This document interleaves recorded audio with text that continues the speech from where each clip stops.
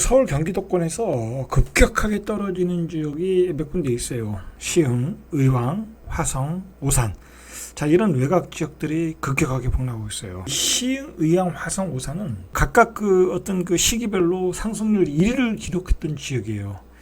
그러나 이제 어떤 도심하고 또 멀고 아직도 뭐 어떤 개발하려면 서울과의 접근성도 있다 보니까는 이렇게 이제 그동안 많이 올랐던 가격들이 급격하게 떨어지고 있는 거예요. 자, 그래서 이런 지역 매물이 많이 증가하겠죠. 중과수 유예를 했기 때문에. 그러니까 더 낙폭이 커지고 있다라는 거예요. 자, 그래서 신문에서 급매물도 안 찾는다 라는 거예요. 요즘에 그 기사의 타이틀이 2030 영끌한 수도권 집값의 추락이라는 제목 하에서 급매물도 요즘 나와도 안 팔린다라는 상황이에요. 그러니까 한 번 더 빠지겠죠. 한 차례 더 하락한다라는 거예요.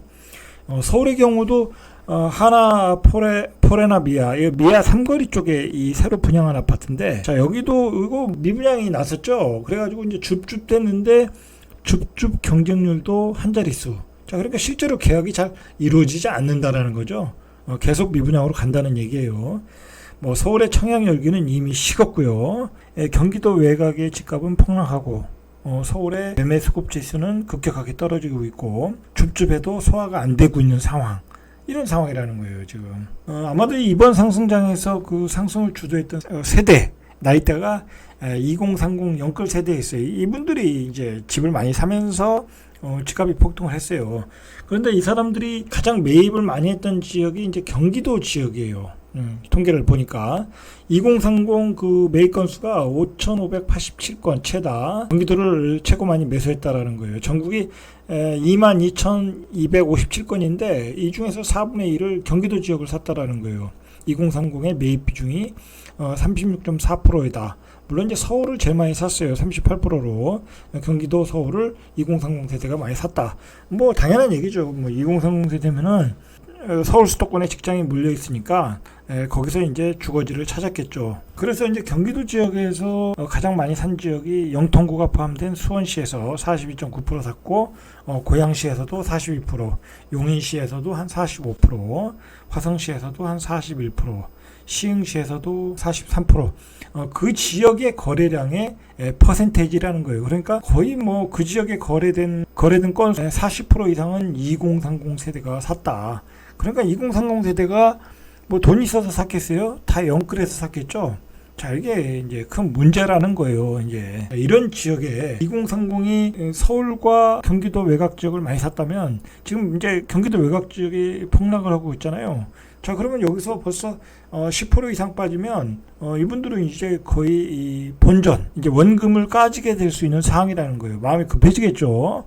자, 이게 문제라는 거예요. 이제 주담대 금리도 이제 부담스러워요. 이제 주담대 평균 금리가 연 4% 정도 하거든요. 이제 그러니까 매수세가 관망세로 가더라는 거예요. 자, 5%를 넘으면 매수 자체를 포기한다. 금융권에서 이런 얘기를 하고 있어요. 이제 5%는 시간 문제죠. 자, 그런데다가 지금 우리 경제가 지금 큰 위기에 있는 게 인플레이션 쓰나미잖아요. 이제 유류값이 너무 오르니까, 지금 유류값이 너무 오르니까 우리가 그것 때문에 수출도 굉장히 많이 오고 증가하고 있는데도 무역 적자가 나오고 있어요. 그래서 우리나라 지금 5월 달에 물가 상승률이 5%대라는 거야. 인플레이션 쓰나미가 온다. 한국은행에서는 이 5%대가 오니까 다시 금리를 빅스텝으로 갈 수밖에 없다라는 거야. 자, 이렇게 되면은 우리 금리는 계속해서 우상향하면서 연말에 주담대 8%까지 갈 수 있다라는 계산이 나오겠죠. 이런 상황에서는 결국 그 집값이 올라갈 수가 없고 전세 대란이 일어날 수도 없어요. 뭐 전세는 뭐 대출 받아서 어차피 전세를 살아야 되는 거기 때문에 많이 받을 수가 없어요. 결국 이제 주거의 하향화로 가게 본격적인 기축을 해서 1년 내에 2,500조를 빨아들인다고 그래요. 다시 회수한다. 이 코로나 팬데믹 이후에 미국과 유럽이 푸는 돈이 한 10조 달러, 어마어마한 돈을 풀어서 어마어마하게 자산이 버블이 꼈어요. 그러면서 코인이라는 어떤 새로운 신종 상품이 나온 거야. 그런 유동성 때문에 코인이 나왔다라는 거죠. 자, 이제 코인도 힘들어지겠죠. 이 유동성을 빨아들이면. 자, 이거 회수에 들어가면 1년 내 양적 기축으로 회수되는 규모가 2조 달러, 약 2,500조를 빨아들인다. 그러니까 1년 내에 10조 달러 중에 2조 달러를 빨아들인다. 이제 이렇게 되면 은행들이 돈이 말라요. 돈이 마르다 보면 금리는 올라갈 수밖에 없다. 2030 연끌하신 분들은 걱정이 될 수밖에 없다. 이게 6월부터 해서 하는데 6월에는 한 475달러를 빨아들이고 9월에는 이제 점점 높여가겠죠. 6, 7, 8, 9 상한선을 월 950달러. 그러니까 이게 뒤로 갈수록 더 많이 빨아들인다는 거예요. 자, 이게 이런 양적 긴축이 2017년, 2019년, 2017년에서 19년 동안 했던 양적 긴축과 비교해 보니까 2배 이상 빠르고 강력한 회수 조치다. 이렇게 회수하다 보면 금융시장에서 이런 게 수익증이 나타나고 부작용이 나타나게 돼 있어요. 뭔가 이제 빵꾸가 나는 거야. 주식시장이 빵꾸가 나든지 코인시장이 빵꾸가 나든지. 자, 이렇게 되면 또 금융위기를 우리가 생각하지 않을 수가 없어요. 자, 이런 위험성 속에 있다. 이 블랙스완이 언제 나타날지 모르는 상황에 있다라는 거예요. 우리가 생각지도 못하는 그 자산 버블을 경험했잖아요. 그거는 돈을 이렇게 많이 풀었기 때문에 가능했던 거예요. 근데 그 돈을 빨아들인다고 하면 그 후유증이 안 나타날 수가 없죠. 이런 게 중요한 것 같아요. 지금 어떤 분위기를 파악할 때는 이런 게 중요하다.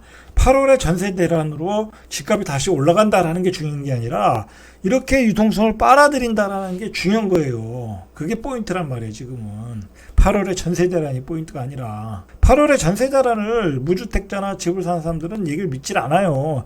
다주택자들은 그 말을 믿고 싶겠죠. 집값이 폭락하지 않을 거다라고 생각하는 거 하기 때문에. 자, 그렇게 생각하시면 안 되고 지금의 큰 흐름은 유동성 회수다 라고 생각하셔야 되는 거예요. 이게 경기도 외곽이 무너지는데 처음에 이제 그 시흥, 뭐 화성, 동탄, 의왕 뭐 그런 데가 무너졌잖아요. 자, 이제 이런 소도시들도 여지없이 무너지고 있다라는 거야.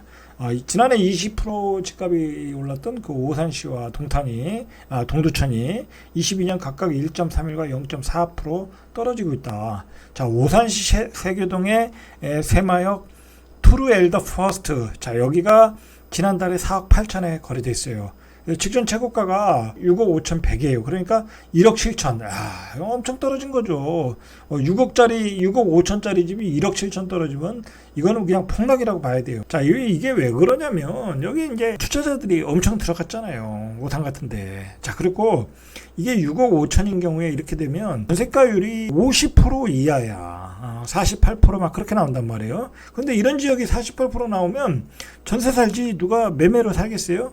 안 산다. 잠시 머물렀다 가는 도시이기 때문에 뭐 그런 사람들이 많을 거 아니에요. 직장 때문에 오니까. 자, 이런 집을 안 산단 말이에요. 그럼 전세 산단 말이에요. 전세가율이 50% 이하면. 자, 이런 지역들은 앞으로 이제 계속 빠질 수가 있어요. 이런 유사한 지역들은 소도시들, 경기도 외곽 지역에 전세가율 50% 이하인 도시들은 계속 빠질 수밖에 없어요. 가격이. 왜냐면 살 이유가 없죠. 앞으로 집값이 몇 년 동안 안 오른다고 하니까 당연히 전세 살겠죠. 그렇게 되는 거예요, 그게. 자, 역시 동두천도 똑같은 상황이에요. 그래서 동두천 같은 경우에는 이미 아파트 분양을 하는데 2순위 청약에서 미달이 나온다는 거예요. 분위기가 썰렁하다. 사실 동두천 같은 데는 이건 뭐 집값이 오르고 그러던 지역은 아니었잖아요. 투자자들이 많이 들어가서 이제 올린 거죠. 자, 전반적으로 이제 시흥, 화성, 동탄, 송도, 청라, 위례, 김포, 의왕 이게 지금 다 2억씩, 2억 5천 다 폭락을 하고 있어요. 그게 동두천, 오산, 경기도 외곽 다 이런 지역들이 지금 전세가율이 엄청 낮다. 제가 계속 방송을 하잖아요. 따로따로. 보시면 뭐 청라 같은 경우도 50% 이하, 송도도 심지어는 38%그 정도 나오는 경우도 있고 전세가율이 낮은 지역들, 그동안 가격이 급등한 지역들이 전반적으로 폭락을 하고 있다. 자, 이게 보시면 대전, 세종, 대구, 부산, 포항 뭐 대부분이 폭락을 하고 있잖아요. 이런 폭락의 분위기가 계속 될 수밖에 없는 어떤 상황이다. 금융 환경이라든지 금리라든지 전반적으로 다 안 좋은 쪽으로 가고 있으니까.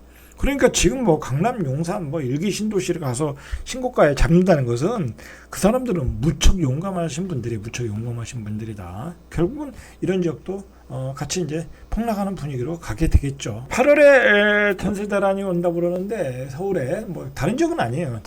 전세 대란 얘기하는 것은 서울만 얘기하는 거예요. 서울에 이제 집이 공급량이 모자라니까. 자, 그런데 서울의 전세가율이 아주 고가 주택인 경우나 뭐 조금 많이 오르는 지역들은 50%나 50% 이하예요. 이 전세 대란이라는 것은 이 전세가율이 예를 들어서 60%, 70%였던 게 80%, 85%, 90%가 돼서 그게 전세 사는 사람들이 매매로 돌변하는 거예요. 근데 전세가율이 낮은 상태에서는 그 사람들이 실제 매매로 옮겨갈 수가 없어요. 그리고 뭐 금리도 너무 올랐고 아까도 말했듯이 5%가 되면 사질 않아요. 사질 않는다. 그리고 지금은 완벽한 실거주장이잖아요. 실거주하시는 분들만 집을 살 수 있는 상황이잖아요. 서울에서 전세가율이 낮은 상태인데 50%에서 60% 된다고 투자자들이 그걸 사진 않겠죠. 가수요가 실수요가 함께 붙어야 실질적인 그 전세 수요가 매매 수요로 돌변할 수 있는 거예요. 그리고 전세가율이 한 70% 이상은 돼야 가능하다는 거죠. 전세가율도 낮고 금리도 부담스럽고 8월 전세대라는 없다. 자, 그래서 사람들이 지금 빌라를 많이 사고 있는 거 아니에요. 빌라는 싸니까. 아니면 서울 외곽으로 가든지. 8월 전세대라는 상승론자 만들어 놓은 허상이다 라고 보시면 될 것 같아요. 자, 이상 절대값 TV의 명품 PD 한 PD였습니다.